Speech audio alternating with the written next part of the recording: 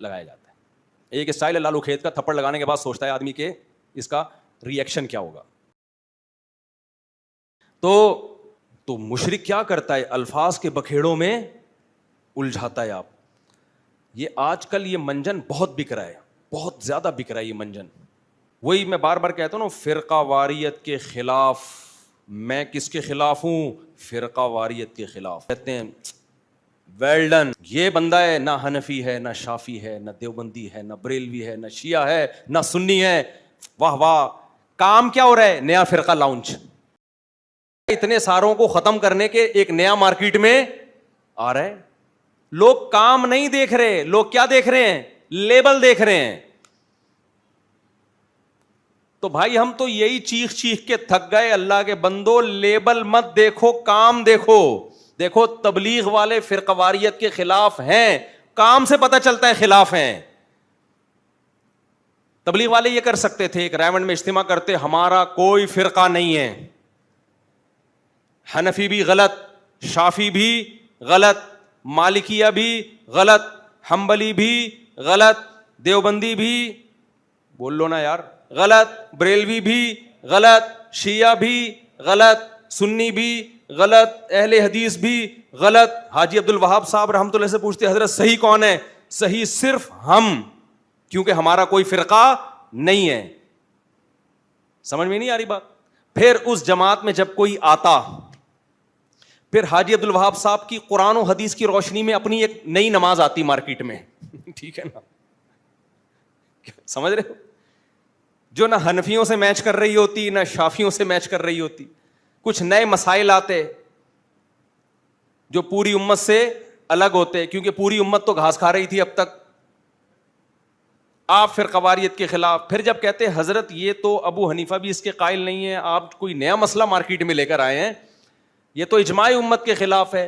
وہ کہتے ہیں میں کسی کو نہیں مانتا, میں صرف قرآن کو اور حدیث کو مانتا ہوں, اور سہروزے کی جو جماعتیں میں نکالوں گا ان جماعتوں میں یہی سکھایا جائے گا کہ صرف قرآن حدیث, اور قرآن حدیث کا مطلب یہ ہوگا کہ باقی سارے کیا ہیں؟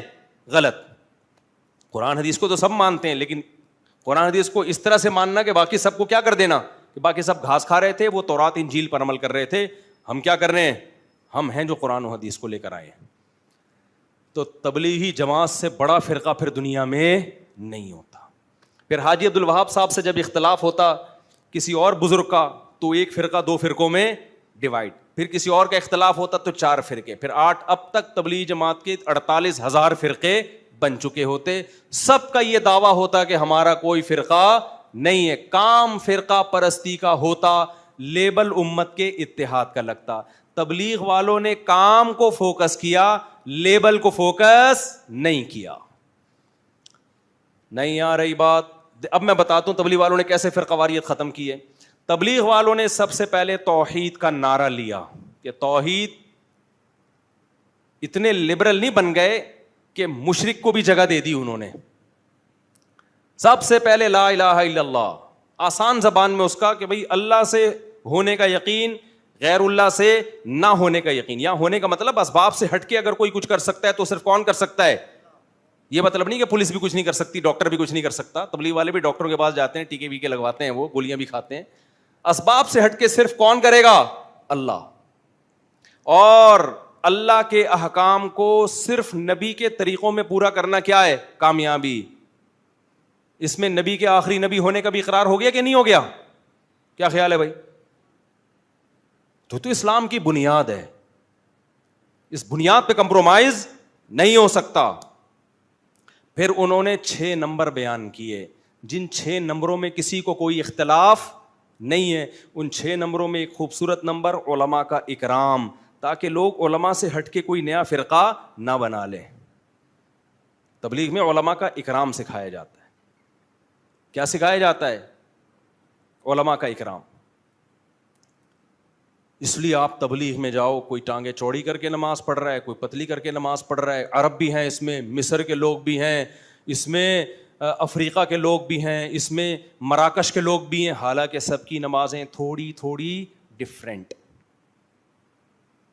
اور صحابہ میں بھی یہ نمازیں تھوڑی تھوڑی ڈفرینٹ تھیں. تو صحابہ میں فرقے تھے, تھے کیا فرقے؟ صحابہ میں رفع الیدین کرنے والے بھی، نہیں کرنے والے بھی، زور سے آمین والے بھی، آہستہ آمین والے بھی. تبلیغ نے اپنے عمل سے بتا دیا کہ جب صحابہ میں ڈفرینٹ قسم کی نمازیں ہو کے بھی ان کا ایک فرقہ ہو سکتا ہے، تو ان ڈفرینٹ نمازوں کو مناظروں کر کے ختم کرنے کی ضرورت نہیں ہے. اللہ اس امت میں اسی ڈفرینٹ قسم کی نمازوں کے ساتھ ہی اس امت کو متحد دیکھنا چاہتا ہے.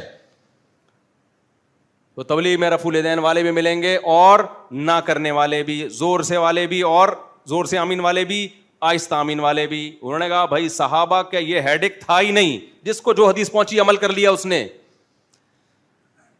جس کو جس عالم پر اعتماد ہوا اس کی رائے پر عمل کر لیا. پوری دنیا میں اس وقت مسلمانوں کا سب سے بڑا نیٹ ورک کون سا ہے؟ تبلیغی جماعت. توحید پر کمپرومائز نہیں، ختم نبوت پہ کمپرومائز نہیں کیا انہوں نے، کیونکہ اللہ سے ہونے کا یقین اور اللہ کے حکام کس کے طریقے پر؟ نبی. اس میں مرزا قادیانی کی جگہ نہیں ہے. باقی بھائی حدیث کی تشریحات میں اختلاف ہو سکتا ہے. آپ چاہتے ہو میں اپنی رفع الیدین والی نماز پوری امت پہ تھوپ دوں؟ اس سے اختلاف ختم نہیں ہوگا، اس سے اختلاف بڑھے گا. امت کا آدھے سے زیادہ طبقہ ہمیشہ رفع الیدین کے بغیر نماز پڑھتا آیا ہے. اسی طرح آپ بغیر رفع الیدین والی نماز رفع الیدین والوں پر تھوپنے کی کوشش کرو، اس تھوپنے سے اختلاف ختم نہیں ہوگا، اس سے اختلاف بڑھے گا. کیونکہ بہرحال بہت سارے صحابہ رفع الیدین کے قائل بھی، بعض صحابہ رفع الیدین کے قائل بھی تھے، اور بخاری مسلم کی حدیث ہے. اختلاف اس میں کہ آخری دم تک کیا کہ نہیں کیا، تو اختلاف ختم نہیں ہو سکتا. تو اگر آپ ایک نماز بھی تھوپو گے دوسرے پر تو اس سے لیبل اتحاد امت کا لگے گا. کام کیا ہوگا؟ اختلاف امت کا. تو تبلیغ نے لیبل نہیں لگایا، تبلیغ والوں نے کیا کیا ہے؟ کام کر کے دکھایا ہے. اور آج بہت سارے اسکالر اتحاد کا لیبل لگا رہے ہیں، کام کر رہے ہیں امت کو توڑنے کا. اور جتنے نئے فرقے بنے ہیں نا، جنہوں نے چاروں مذاہب کو ختم کرنے کی کوشش کی ہے کہ بھئی حنفی، شافعی، مالکی، حنبلی یہ چاروں غلط، ایک پہ آ جاؤ، ان کے 4 سے بھی زیادہ فرقے ہوئے ہیں. سمجھ رہے ہو؟ ان کے درجنوں فرقے ہوئے ہیں پھر، یعنی وہ جمع نہیں ہوئے. ہونا تو یہ چاہیے تھا چاروں کو ایک بنا دیا جاتا نا، یا 4 تک رہنے دیا جاتا. جب انہوں نے یہ کوشش کی کہ 4 کو ختم کر کے ایک پہ لائیں تو کوشش کرنے والے خود درجنوں میں بٹ گئے.